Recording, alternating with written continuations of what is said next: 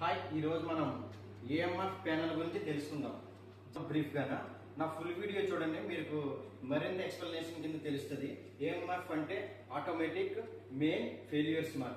ఇందు గురించి మీ EMF panel ఎందు గురించి వాడతామని అంటే మీకు చాలా అర్థమయ్యేగా నేను చెప్తాను. ఈ జస్ట్ ఫర్ ఎందు గురించి అంటే జనరేటర్ నుంచి మీడియా మాట, మధ్యలో ఒక మీడియా మనకి ఆ మెయిన్ ప్యానల్ కి జనరేటర్ కి మధ్యలో ఉండేటువంటి మీడియా ప్యానల్ మాట ఏం చేస్తుంది అంటే ఇది కమ్యూనికేషన్. జనరేటర్ మెయిన్ ప్యానల్ లో ఎప్పుడైతే పవర్ ఎలక్ట్రికల్ డిపార్ట్మెంట్ పవర్ ఏదైతే ఉన్నదో పవర్ పోయిన వెంటనే దీనికి కమ్యూనికేషన్ వస్తుంది. దీనికి కమ్యూనికేషన్ వచ్చిన వెంటనే ఇది ఏం చేస్తుంది అంటే పాస్ చేస్తుంది అన్నమాట జనరేటర్ కి.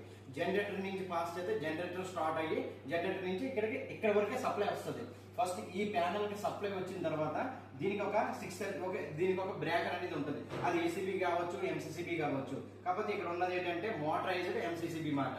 ఇక్కడికి సప్లై వచ్చిన తర్వాత ఇక్కడి నుంచి మాత్రమే ఇది ఇక్కడికి ఏమన్నా సప్లై కనుక ఏమైనా ఓవర్ వోల్టేజ్, అండర్ వోల్టేజ్, ఏమైనా ఎర్త్ లీకేజెస్ ఇవన్నీ ఉంటే కనుక ఈ ప్యానల్ కూడా మనకి సేఫ్టీస్ అని ఉన్నాయన్నమాట. కింద master trip relay, over circuit, different protections ఏమన్నా సరే, షార్ట్ సర్క్యూట్స్ ఏమైనా అయినా సరే ఇది మెయిన్ గా ప్రొటెక్ట్ చేస్తుంది అనమాట. ఇది ఏఎంఎఫ్ రిలే అనేటప్పటికి మల్టిపుల్ రీజన్స్ తోటి వోల్టేజ్ ఏమైనా అప్ అండ్ డౌన్స్ అయినా ఏమైనా వేరియేషన్స్ అయినా సరే ఇది చేస్తుంది. కాకపోతే ఏఎంఎఫ్ ప్యానల్ కి ఏటీఎస్ ప్యానల్ కూడా ఉంటుంది.